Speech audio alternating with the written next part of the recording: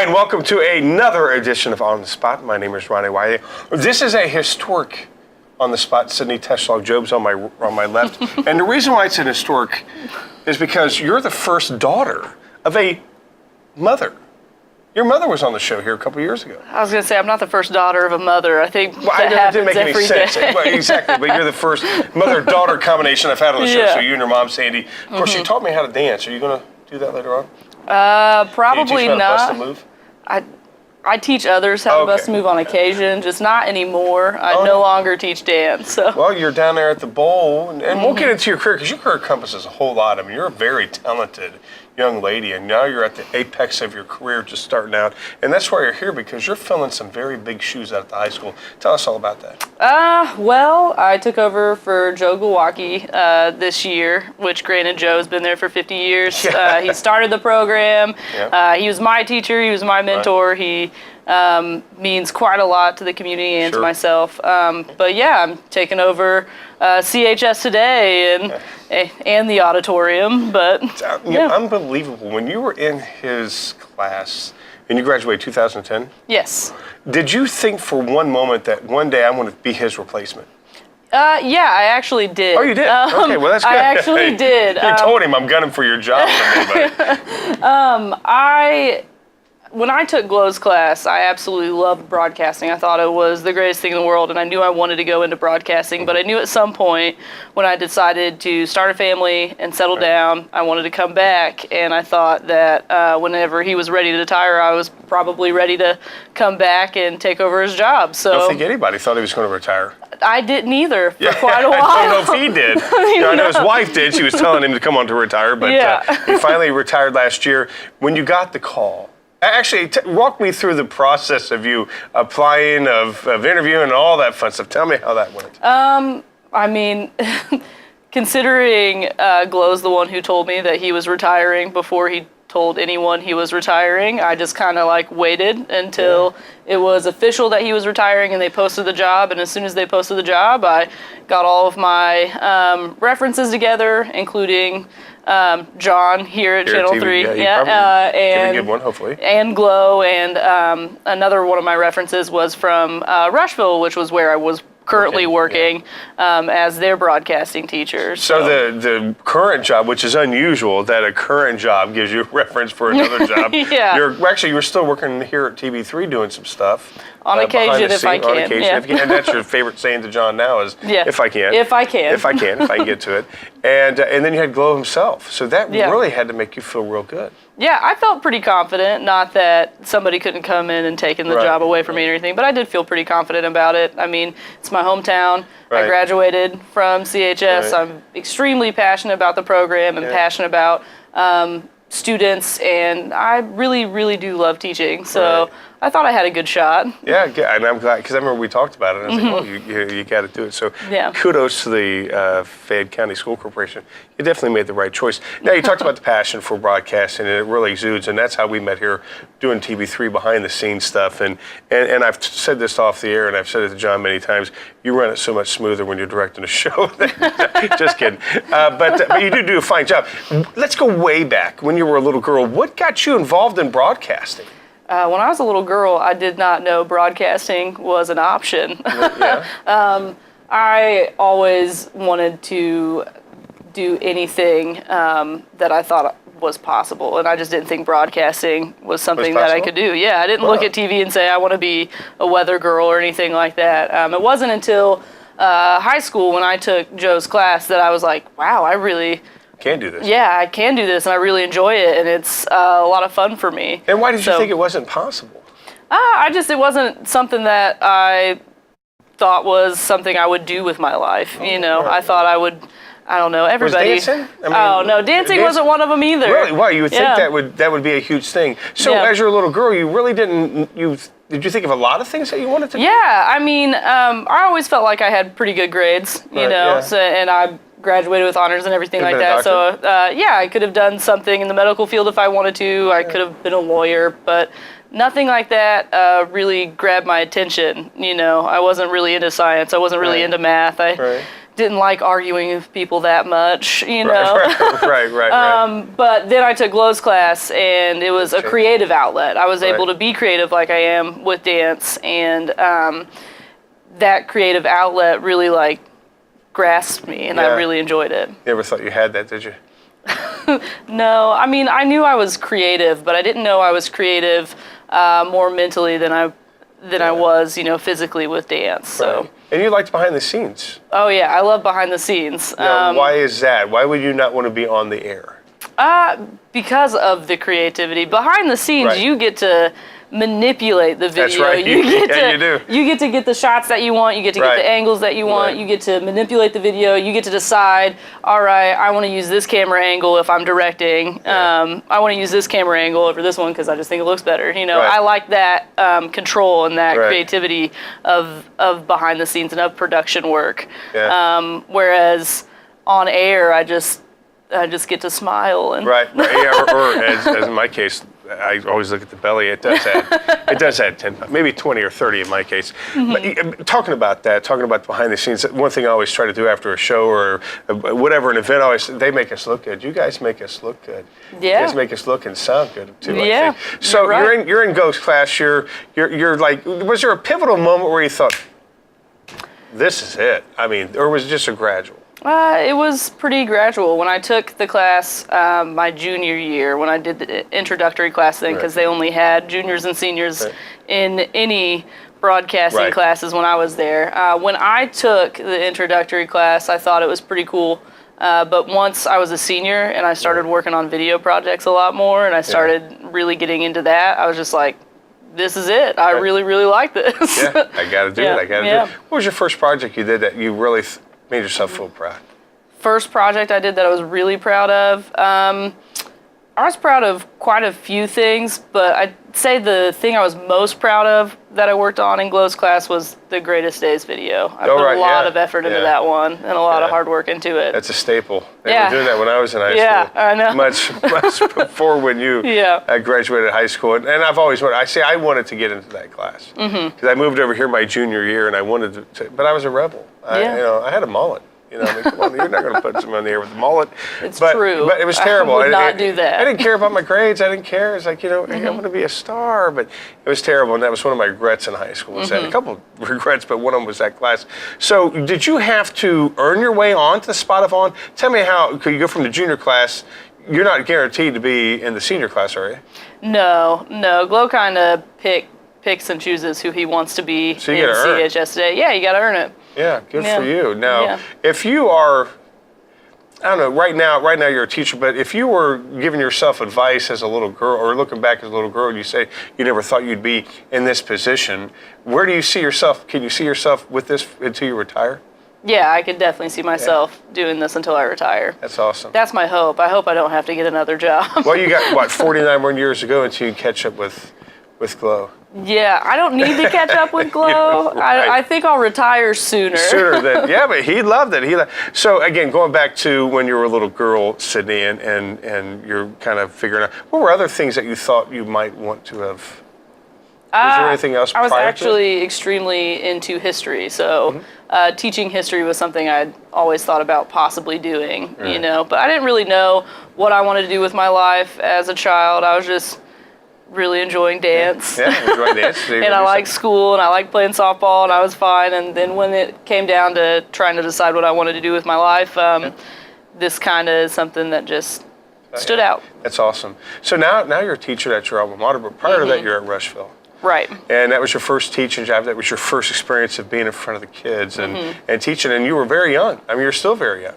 And so how was that when your first teaching experience? I'm sure you're having Glow in your ear, even though he's not, but you're still probably taking advice from him. Tell me about your first teaching experience. My first day, I was absolutely terrified. I bet. I was so scared. Because I am young, and I knew that when you walk into a classroom as a teenager, if the teacher is young, you're like, thank God, I don't have to do anything in this class. This is amazing. Right, just like a sub. Yeah, just like a sub. They just are just like, they have no idea what they're doing, so we don't even have to try now. Exactly. Yeah, we're going to get some free class. So I was very scared. So my first day, actually, my very first day, I brought kids around and showing them all of our rooms and everything, our studio, our classroom, like all the editing bays and where we were keeping our equipment. And I was like explaining where we were keeping our equipment, and I had a kid show up late, and he was a foreign exchange student. Oh, he wow. looked around, he said, "Where's the teacher?" I was like, "That would be me. Hi, nice to meet you." Right.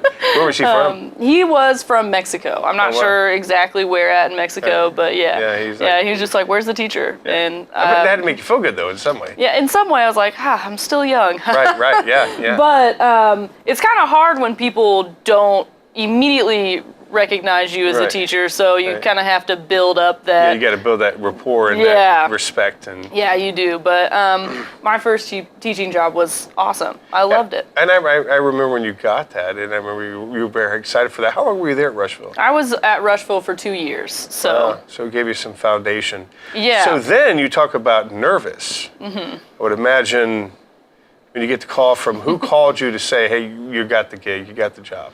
Was it Randy? Yeah. Randy Jett? Yeah, if I remember correctly, it was. No, it wasn't Randy. It was Cirqua. It was Mike Cirqua. Yeah, he called and was like, "Hey, I want to talk to you." I'm like, "All right." Okay, good. He goes, "We need to meet." I'm like, "Oh." Yeah. He's like, "We're going to talk about getting the job." I'm like, "Oh, okay. Yeah. Sounds great." Yeah. So. In those calls, you got to act really cool. Yeah. Sure. Yeah. I'll be hanging up the phone. I was happy. That's calling kind your of how husband, it went. You know, calling your mom, your everybody in your family. Yeah. Did you call everybody? My husband was with me when I got the call, so I just was like, "Oh my God, I got it." Yeah. I was like, "It's actually happening now." That's awesome. And then I called my parents. So Yeah. Yeah. And then you got to walk in a circle, be real cool. "Thanks, Mike. I appreciate it." Not wanting to jump up and hug you, but screaming and yelling, and then run out and screaming and yelling. So you get the job. You're prepared. I mean, it's how many weeks before that you got your first class? Oh, I actually got the job during last school year. Oh wow! So oh my God! So I was the still whole teaching summer to kids. prepare. Yeah. So I was still teaching kids at Rushville when I found out I got the job. Yeah. And I didn't say anything at all to any of my students until it was official. You know, I didn't tell my boss yet because I wanted to make sure that it was official before I let them know and everything. So I got it before then and kind of waited for quite a while until I told my students. So this says a whole lot about you that your previous or your current employer is giving you a positive reference. It's got to make you feel good. Yeah. One of my, the head of the department that I was in at Rushville was a reference. So she was my reference at that job. And then, they did call my current employer and he was like, we don't want her to go, but we know where her heart's at. Yeah, exactly. So you had the whole summer. I had the whole summer. And now teachers obviously meet before you get prepared and everything, and so your teachers that you've had in school are still there. Yeah. How is it now to call them by their first name? Unusual. Yeah. Unusual. It's extremely different. And because it's ingrained in you so much when you're there to call them, Mr. Thompson. And Mr. Brown. And, like teachers that I know from high school. It's just, it's a whole different world. And every one of them tell you can call me Michael, you can call me Carrie. Yeah, I know Ann Kirshner would say that for years, and finally, okay, Ann. You finally get there, it's different. Right, it's different. Exactly. So you're one of them. Yeah. You're one of them, and so tell me about this story about an idea that you had that got shot down because you were the first. Or you're a new kid. You had a great idea for something, right? Oh, yeah. We can talk about this, right? I guess. Hopefully they don't get mad at me. Yeah, don't get mad at me, please. It's my fault.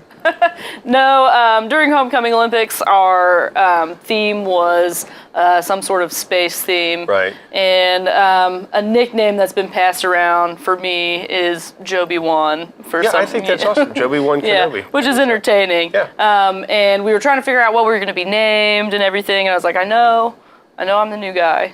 Right, that's right. I'm just throwing this out there, but can we be Joby's Kenobis? Why? Yeah. Well, Return of the Jedi. Return of the Jobis was even better. I mean, see, we're coming up for next year's stuff. So next year you got it down pat. So again, it's got to be exciting and intimidating at the same time to be teaching in your heroes' classroom. Yeah. You got to be teaching, with teachers that you've worked with or that you were in school with. So that first day, the night before, did you get any sleep? I did.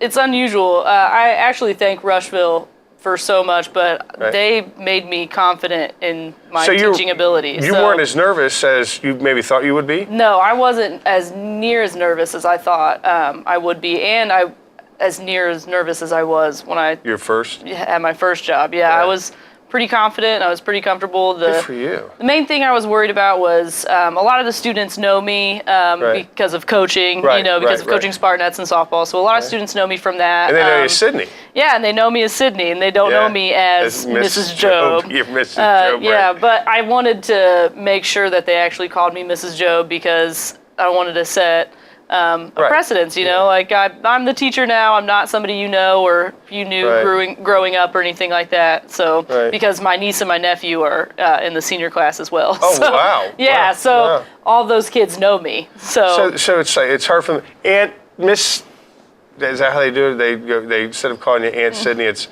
Aunt Mrs. No, my niece is in CHS today, and she calls me Mrs. Jobe in class.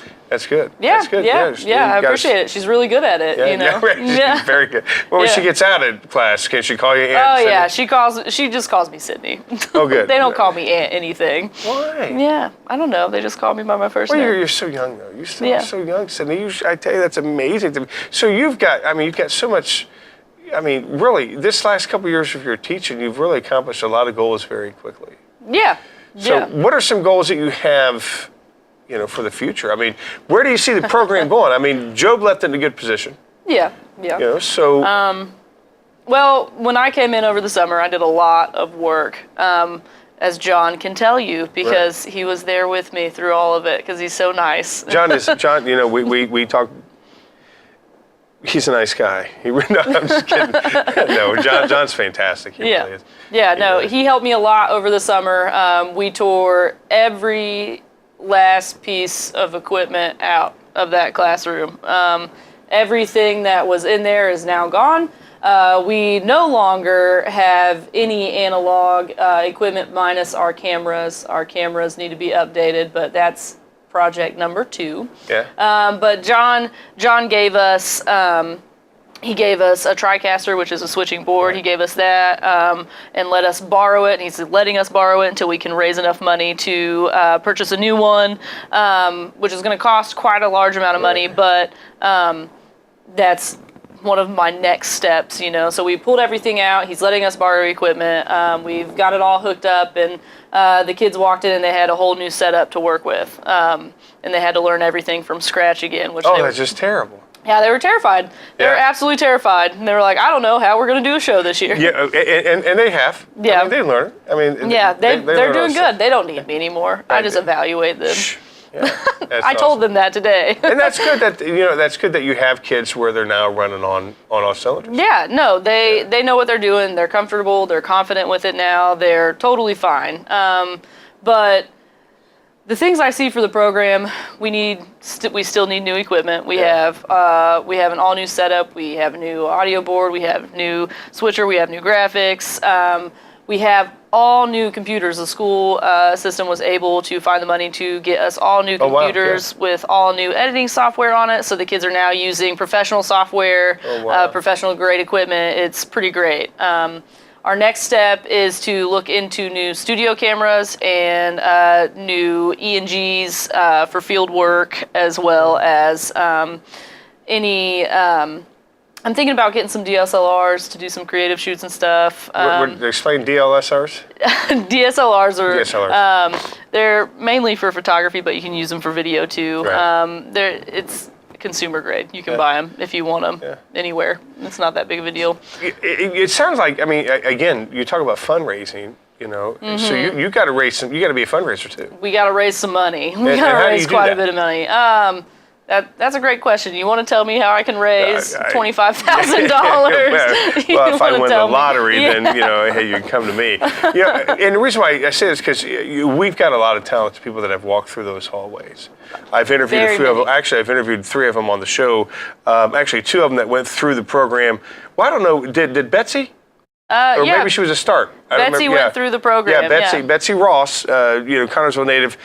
She's a legend in the broadcasting field down in Cincinnati. Was on ESPN.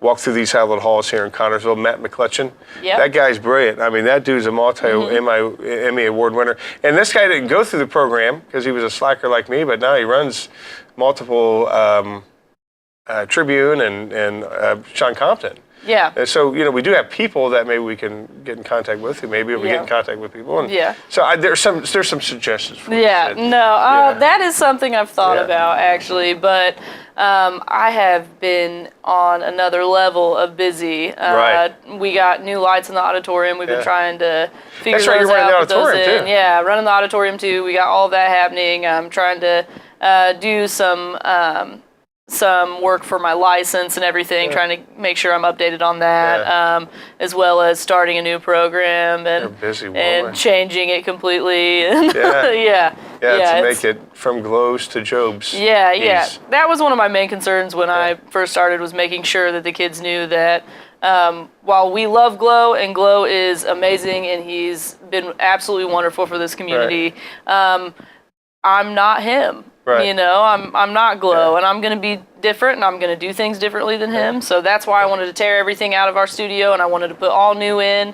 I wanted to make sure when they walked in, it was completely different. It wasn't going to be run the same anymore. Right. Good for you.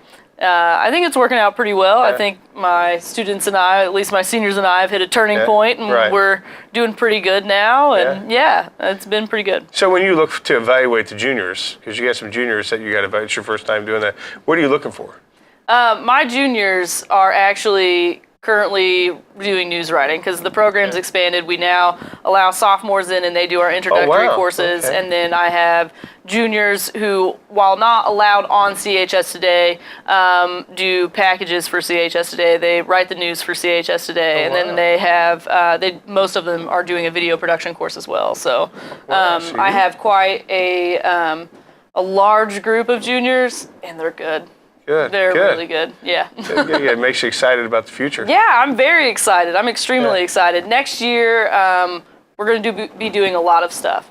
So now you talked about the auditorium. You are responsible for like the promenade, and do you coordinate services with the drama club? Yep.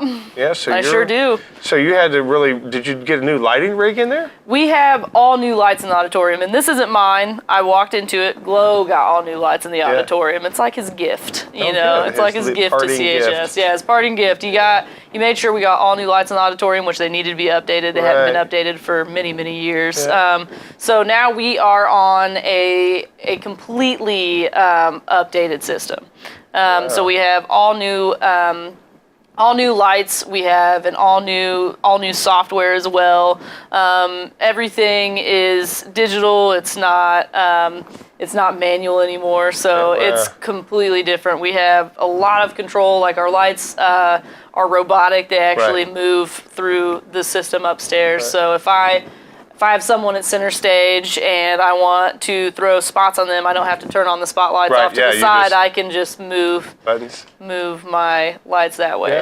And all kinds of different colors, all kinds of different things. So it's like the gels are excuse me. The gels they have. I mean, it's all. There are no gels. It's already all in the system. I guess it's all in the system. Yeah. See, there are no gels anymore. I'm backwards. Yeah. I just know how to be on stage to act. I don't really, and be on camera and look like a sumo wrestler. So again, man, your short career, Sydnee. I mean, my goodness, you've really done. In this first year, we're not even through the semester. We are not even through the semester. My kids have put out quite a lot of content this semester. I'm extremely proud of them for that. They've done a ton of content.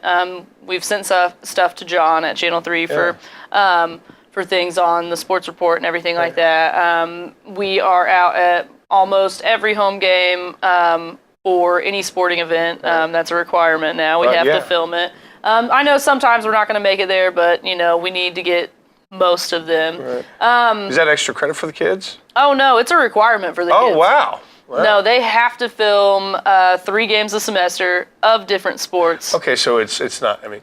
Yeah, that I'd be like if it was every week, but 3's not too bad. Yeah, it's not too bad, and with the amount of kids I have, we get it done. Yeah, and I'm sure that some of them probably want to do more than 3. Some of them do more than 3. There's a few who have done quite a large amount. I think we may have a couple students of yours that work on the cameras. Yeah, you do, and you take them away from filming for me. But they're filming for. No, they're doing a great job. Yeah, they're doing a great job. They're doing really good. You got some good kids. You got some good future. Yeah, those are my juniors. So you're. It's not a 9-to-5 job. It's not a teacher 8 to whatever. No teachers is a 9-to-5 job. Well, I knew that, but I'm just saying yours is a little bit more extended, more than that. Now, when you have a kid who, or let's go back. If you would hear a kid, or if they watch this and they think, hey, I'm a freshman, I want to get involved, what's your advice to them? Do it. Do it immediately. Get involved. Talk to the kids who are in the program and see if you're even interested in that. Come stop by the studio, see if you think it looks cool. Get involved as much as possible. When you are a sophomore, when you're going into your sophomore year, sign up for the class. I want kids in there. I don't care if you're a popular kid. I don't care if you're, super into band, if you're super into choir. I don't care. I want you in my class. Especially if you're going to be interested in broadcasting, if you're going to be creative, if you're going to be into it. Try it. Yeah. Come on, try it. Why not try it? Grades, though.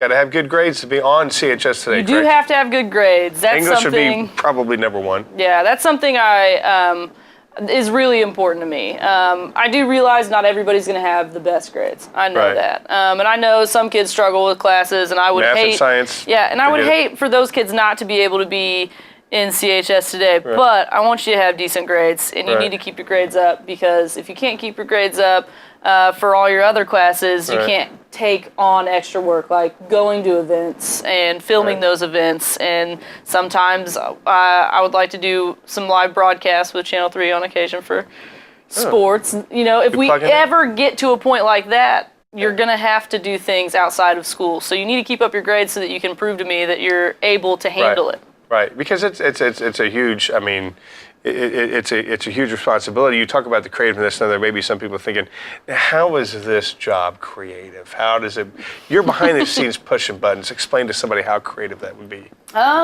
Well, everything about it's creative. I don't know, it's hard to explain how it's creative. I have a hard time explaining it too. Yeah, no, when it comes to just pushing buttons, when you're switching, the creativity comes from what you're deciding you're going to move to, You're thinking ahead. Yeah, you're thinking ahead all the time. And granted, a lot of people in broadcasting are really technically savvy. And you have to be, because you have to understand the equipment to work it, right? Right, yeah. But the creativity really comes in when you film something and when you edit something. That's when you really get creative. Well, exactly. You got Justin here, John. They make us look so good. They really do. And a lot of this stuff we do live, but then John, actually Justin more, I think he does the kind of cleaning it up, making it look good, making us look good. People think that I just try to sound good, Definitely don't look good, but I try to sound good. And those guys make us look good. They make us look good. I like to learn all that stuff. I know what I want. I don't know how to make it happen. They do, you do. Yeah. And that's what makes it awesome. And that's typically the relationship with talent and production. Yeah. I know what I want. Can you make it happen? Can you make it happen? Yeah. Can you make it look good? Yeah. And by God, you make it look better than good. Well, we try. Absolutely. I tell you, Sydnee, it's been a joy. I've been trying to get you on the show for a while. I know. Remember, I've been trying to get her on. I'm like, come on, Sydnee, and I'm just at the ball game right before your opening. Remember, Sydnee, I got to get you on the show. Talk to me afterwards. I'm starting the pregame. And so I'm so happy to have you on the show. It is such an honor to know that you are the one that's replacing Glow, and working with you here before you started your teaching job, and to see how far you've grown. It's just a joy to watch, and I look forward to following your career until you ride off in the sunset in 50 years or 49 years. So, Sydnee Toschlog-Jobe, Mrs. Jobe B. One Kenobi, thank you very much for being on the show. Thank you. Thank you, and hopefully we'll have you on here very, very soon for something else. But you're a great addition to Connersville High School. Sydnee Toschlog-Jobe, go see her if you're a freshman and you want to be in her class, and we'll catch you next month on The Spot.